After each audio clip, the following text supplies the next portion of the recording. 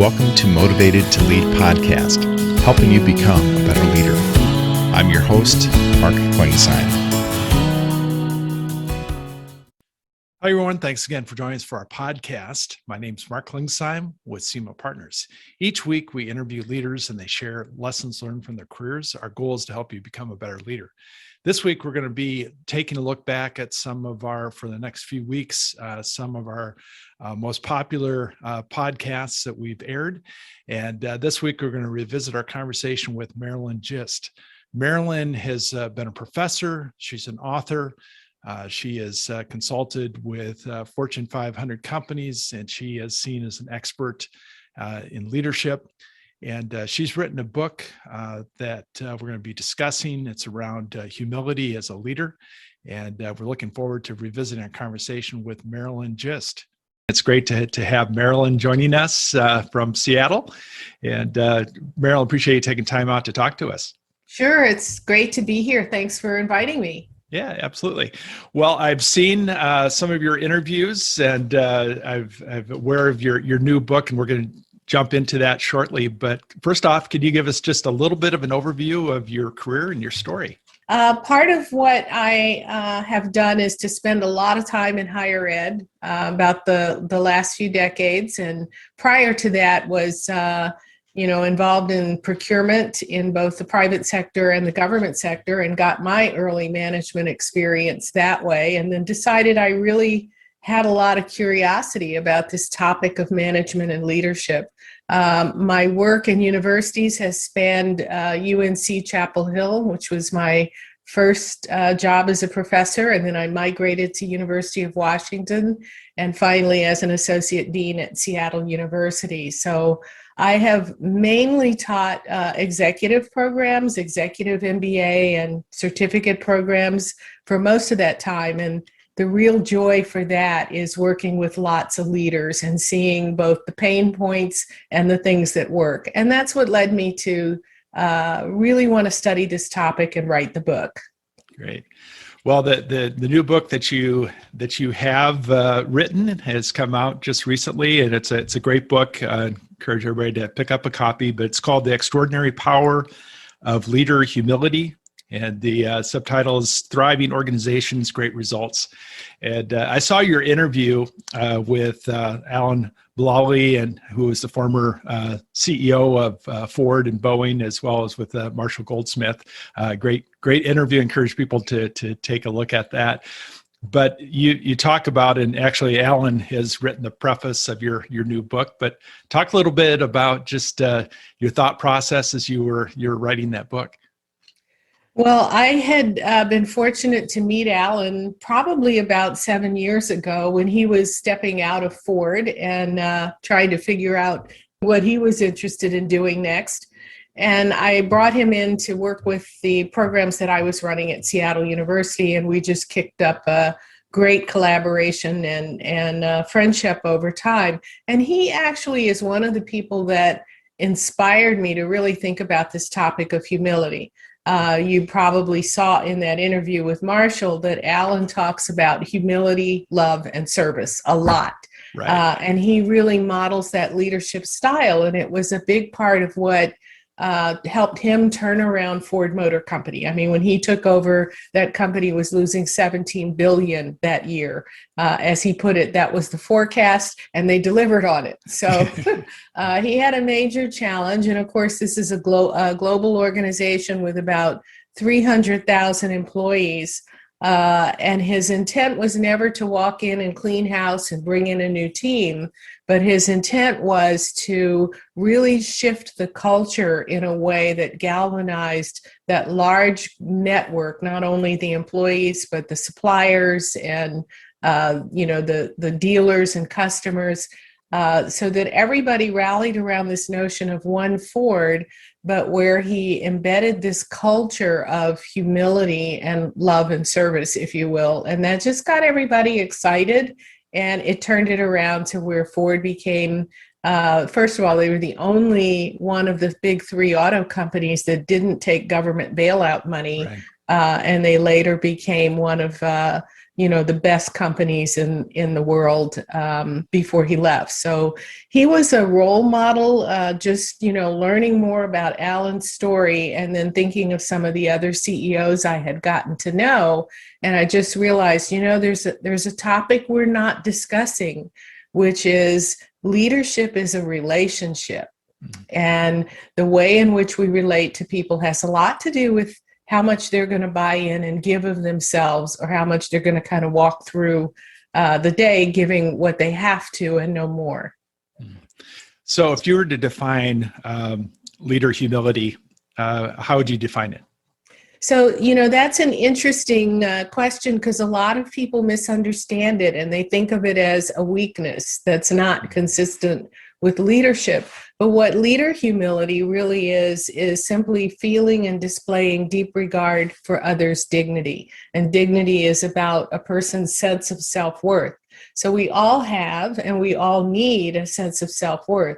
And nobody's sense of self-worth is more important than anyone else's. So when a leader gets that and has, what I'm using as humility, has this sense of your sense of self-worth is important to me. So in my relationship with you, my interactions with you, I'm going to be sure to not step all over that. And as I support that, trust goes up, employee engagement goes up, initiative, problem solving, all of the stuff that you want goes up fundamentally because the relationship is more healthy. So we've all worked with people that maybe have expressed the opposite of humility. Yeah. I think some of the role models of leaders that we've seen over the years, some that are, have led their organizations, but maybe don't express that humility. And I think sometimes people want to emulate somebody as a leader, and they take maybe that part of that and say, okay, I need to be that to be successful. Talk a little bit about that and just kind of your. So I think what we really need to get at this point in both our national life and our corporate life is the ability to distinguish strength from humility, because you can be extremely strong. In fact, Alan Mulally has been described as being a very humble leader who has a spine of titanium. So you don't have to be a mushball in order to have humility. They're very, very different things. You can have high standards, high goals. And I think what people mistake when they look at folks and say, oh, I want to be like that person as a leader, is they see the strength and they want to play into that. They want to really be hard driving and goal oriented. And that's all fine. But it goes back to needing to realize that leaders work with and through other people. They're not individual contributors. And a lot of people who end up in leadership get there because they've been top performers. And so they think that their job is simply to drive everybody else in the same way. And that doesn't generally work very well, Mark. So what they have to do as they get to the top is realize I am working with and through a wide range of constituent groups, whether those are employees or vendors or customers, senior management, board members, regulators, environmental activists. I mean, whatever it is, you've got multiple groups and you have a relationship with every single one of them. So the health of that relationship is going to have a lot to do with people wanting to support or resist your direction. It's that simple. You had a great diagram, and I wish I had it here to share, but I'm sure you can see it in the book. It's the three circles that have on one side meekness and arrogance, and then confidence with humility. And you talk about the sweet spot of leader confidence. And I think, as you said, that sometimes people think, well, I don't want to be meek. I don't want to be a pushover. Right. But where is that balance? And talk a little bit about kind of that idea. Sure. Around sweet So spots. part of the strength that I mentioned is that leaders do need confidence. Leaders do need to understand their strengths and their weaknesses as part of this confidence. And then make sure that they're not straying into arrogance, which involves sort of a boastfulness or condescension, thinking you're better than other people. But you also, as you mentioned, don't want to be meek, don't want to be too hesitant or lacking in confidence, willing to make the tough calls. So how does somebody practice? I think we all have natural bents, personalities and ways that we express ourselves, but how does somebody practice being that, practicing humility as a leader? So, part of it is recognizing that other people are watching us at all times and that they hear what we say, watch what we do. And they're looking at three things. They're looking at who are you, where are you going, and do you see me? And within each of those buckets or three questions are behaviors that leaders can monitor. So the way a leader answers the who I am is about what kind of ego balance do I have? And this is what we were just saying in terms of arrogance or confidence or meekness. You want to be balanced in the confidence, but not stray one way or the other. And it's also about your integrity. Can I trust you? Is your word good? Do you walk the talk? Do you deliver on what you promise? So that robust integrity helps leaders display that respect for others' dignity. And then, it's about the direction they set. Do they set a compelling vision and back it up with ethical strategies?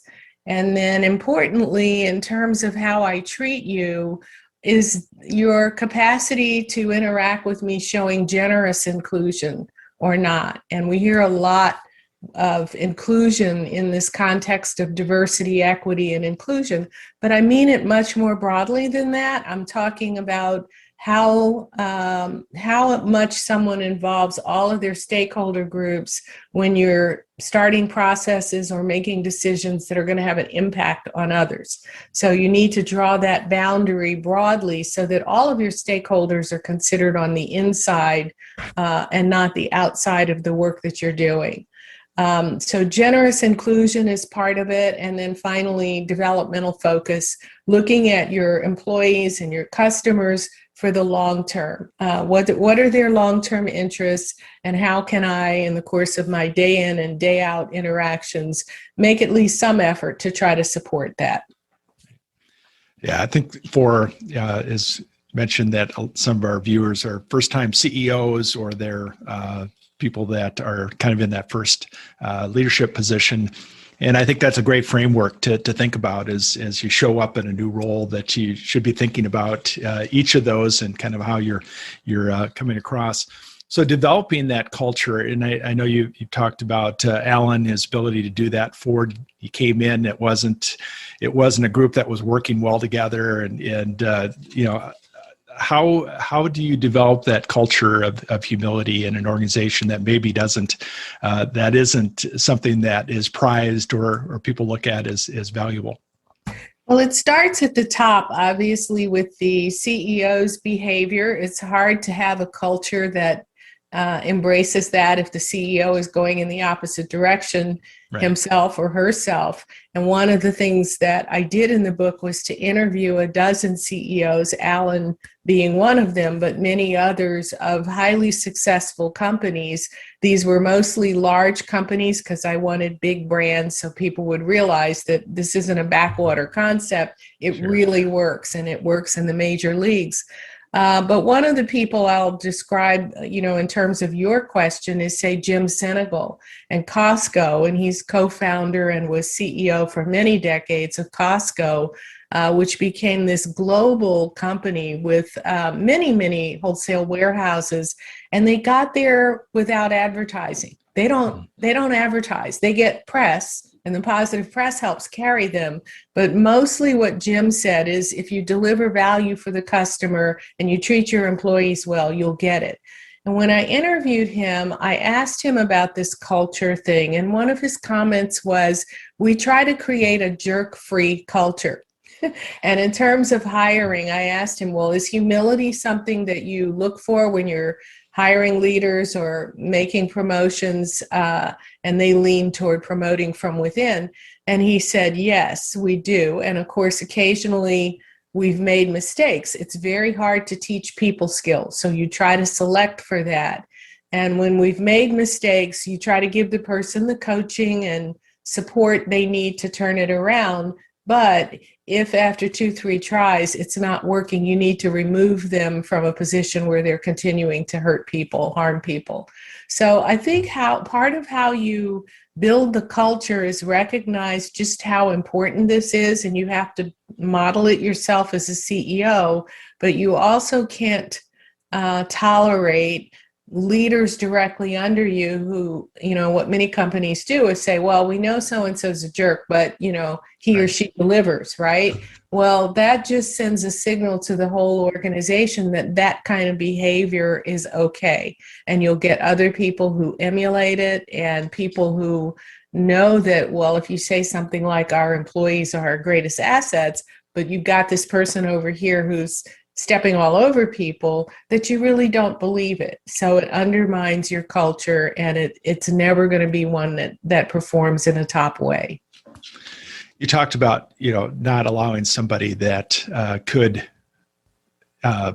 negatively impact as far as your culture. And I'm sure that's a conversation that's probably being held in every company.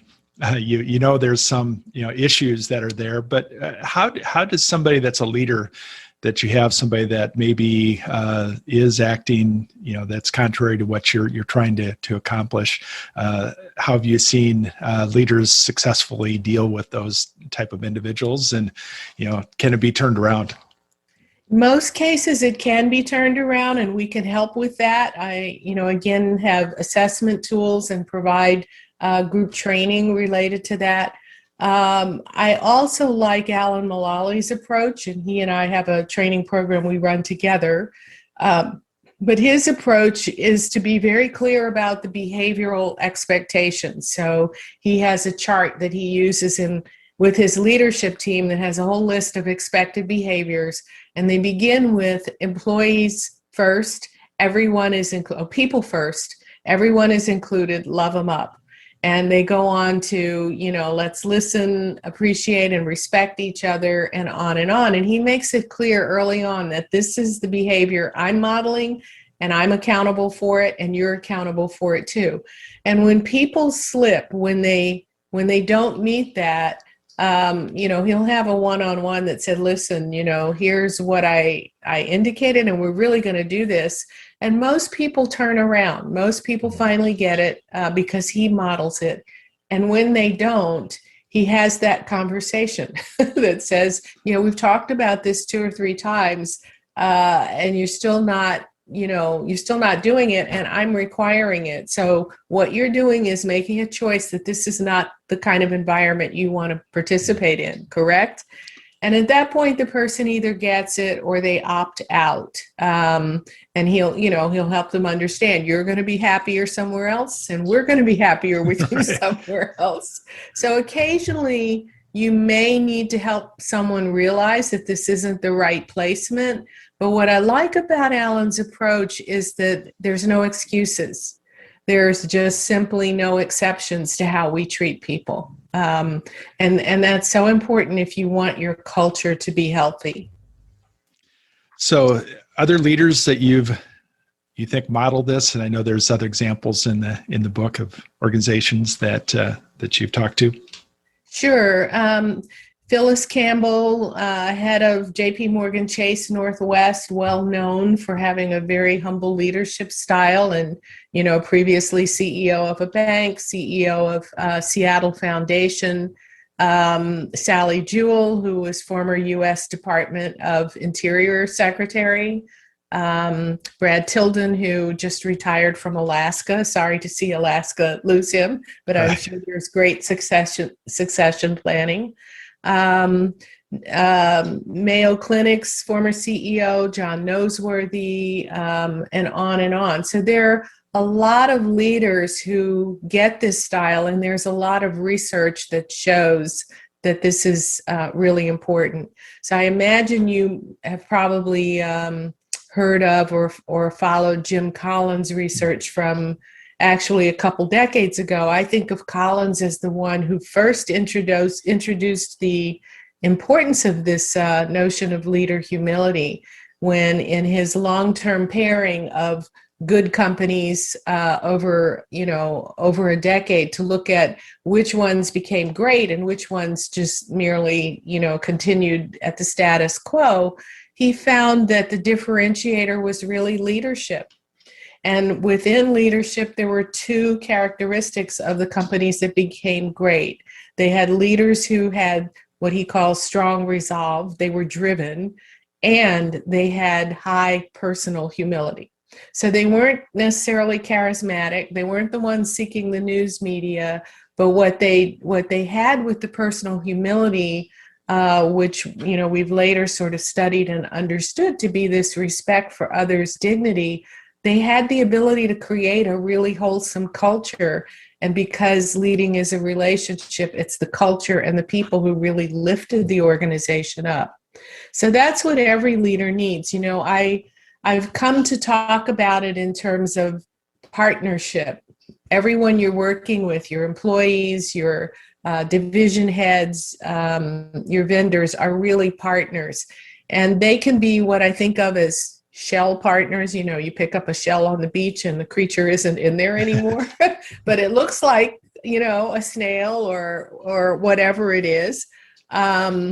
But it's not fully functional. And a lot of times we're looking at people who are occupying a seat in the organization or at the conference table, but they're not all there. They're just smiling and looking at us. And what you want to do is turn those shell partners who are not giving you the best into real partners who share your goals and do everything that you're trying to accomplish because they're just as passionate about it as you are. And leader humility is really the secret to how to do that. So, and I heard you talk about this with Alan and Marshall, that it's not, sometimes people say, well, okay, humility, what difference does it make? Does it really have an impact as far as on our business? And there's definitely research that shows Yes. that organizations that have this type of leadership are more successful and Yes. and do better. Yes, all the financial metrics. Well, talk about, and I know, again, I want to encourage everybody to pick up a copy of your book, but I know you're a learner and you continue to learn in your career. Any other books that you recommend to leaders that you recommend on a regular basis? On a regular basis, there are many that I like, and it just basically depends on what the focus is, whether it's strategy or whether it's interactions. I like Susan Fowler's work on motivation. I think, what works and what doesn't is really well laid out in her books. I also like some of Simon Sinek's books. It starts with why, when you think about what it is you're trying to do and how you get other people engaged rather than telling them things like, well, we need to improve our bottom line, we need to improve our quarter's financial performance. It's really starting with the why, and I think Sinek does a great job of articulating that. So those are a couple of my favorites, but obviously, Mark, there are many people who've written in this arena and quite a bit that's strong. Great. So outside of work, what do you like to do to recharge when you're not doing interviews and writing? I walk a lot, and out here in Seattle, which is cool and gray through most of the spring, we're blessed to have a couple of 75-degree days with the sun blaring out there. So I will be heading out in a while to, log some miles and try to get up out of the Zoom seat. Right. So how would somebody learn more about your work and what you learn more about you? Well, I'm active on social. I post regularly, particularly on LinkedIn, and would invite all of your audience to connect with me there. I'm also on Twitter, and both places it's marylandgist.phd. I try to stay consistent with that. And then I'd love to have you go to my website and sign up for my community. It's no charge for that, but I do send out blog posts on a range of topics. And the website is just www.marylandgist.com. So, love to have you be part of that community too. Great. Well, thanks so much, Marilyn. This has been a lot of fun and very important work. And I think encourage every leader to pick up a copy of your book and apply it. I think it's one thing to read it, but also to apply it in your leadership. And definitely appreciate your insights. Yes. Thank you. Thank you for listening to the Motivated to Lead podcast. Please subscribe on iTunes. You can also see a video version of this interview at motivatedtolead.com. This podcast is brought to you by SEMA Partners, helping you find your next great leader.